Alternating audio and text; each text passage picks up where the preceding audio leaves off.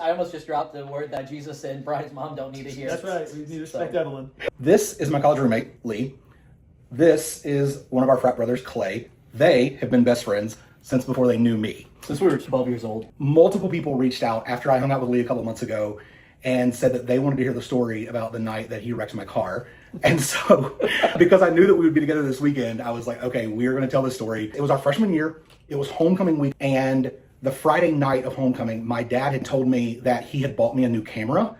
And I was taking photos the next morning. So I was like, oh my gosh, I really want to go get this camera. And he was like, don't come get it tonight. It's really late. And I was like, no, it's totally fine. Lee's going to come with me. So it won't be a big deal at all. We go to Macomb. As soon as we left the house, Brian was like, hey, I'm actually kind of tired. Is it okay if you drive? I was like, sure, that's not a problem. So we started driving, and it was probably like 10 o'clock at night already.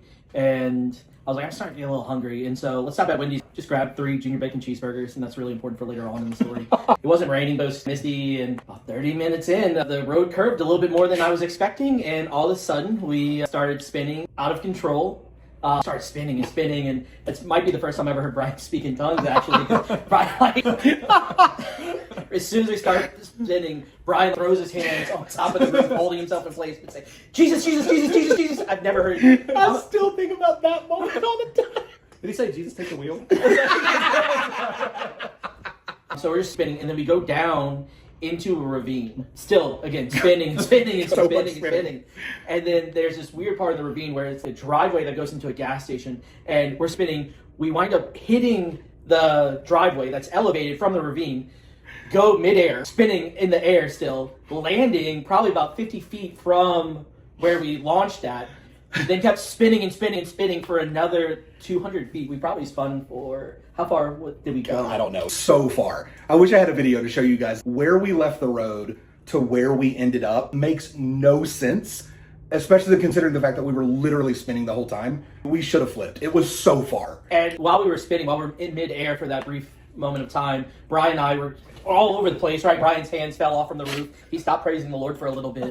And we wound up colliding and headbutting, get a huge notch the next day. Then my parents, I obviously called them and told them that we had had a wreck and I was driving. I was not driving. I lied to my parents, and I still to this day can't believe I did that. Also found out 10 plus years later, they knew I was lying. They knew Lee was driving. I don't know how. Sorry, Miss Evelyn. Probably. Sorry, Sorry, Evelyn. To be fair, now that I think about it, literally in this moment, I had a knot on this side of my head and he had a knot on that side of his head, so that doesn't really work if I was driving. So my parents were like, we'll come get you and then you can just spend the night at the house and we'll take you back to campus in the morning. And we were like, that's not gonna work. Photos are starting super early in the morning. I'm taking the photos. Lee's on homecoming court. We have to get back. So we're gonna reach out to a couple of our friends to come pick us up. And so my parents are like, cool, well then we'll drive you to this other town and there's a truck stop there. And so then it's open all night so you guys can hang out at the truck stop while you're waiting on your friends. So Lee calls Clay and asked him if he will come pick us up. It's like midnight, and Lee calls me and says, hey, listen, Brian and I got in a wreck. I need you to come and pick us up. I was like, no problem. Only problem, though, was that I did not have my truck. Because one of our other fraternity brothers was on a date at the time. He comes up to me a couple hours before. He says, listen,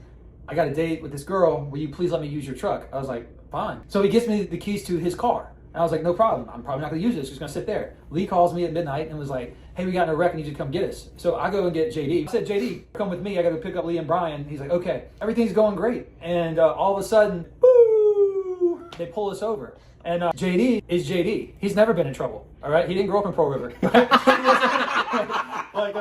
So he's freaking out. I'm like, JD, be cool. And he's just thinking we're going to go to jail and all this. I'm like, my dad's a pastor. My dad's going to kill me. I was like, JD, stop talking. Just be cool, right? Cop comes up. What are you doing down here? I was like, look, my friend's got in a wreck. I'm going to pick them up. He's like, well, you have a blinker out. And I was like, I had no idea. It's not my vehicle. He's like, well, license, insurance, and registration. We start looking for all the stuff to get it all to the officer. And JD starts drawing on the dust on the dashboard.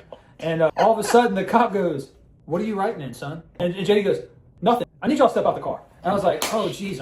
So we step out the car, and then the cop starts searching. And I was like, JD, calm down. It's all good. Everything's going to be fine. And all of a sudden, we hear him hit the dispatch. I need back up. I just found marijuana in the car. JD's like, you told me it's going to be good. I'm going to jail. I'm like, what are you talking about, right? He was upset. We were scared. Lee's calling my phone. I pick up the phone while our hands are on the car, and I put it on speakerphone, and he was like, dude, where are you at? I was like, we're literally getting searched by cops. They found drugs, and backup comes, and like, I was just trying to explain to them, they have our IDs. They can see it's clearly not our car. It's not registered into us. And then nobody can get in touch with, by the way. He's off having the time of his life in my truck, right? So finally, JD's panicking. I'm just we're going to go to jail. The cop comes up. He's like, listen, I'm going to take the marijuana. I understand the situation you're in, and I know that there has been a wreck.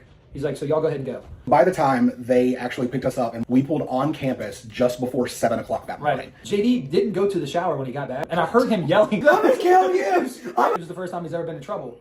It was a Tuesday for Lee and I, right? We were the bad decisions, the bad friends that Brian's mom did not want him to make. But yet... Or wreck his car. Yeah. Yeah.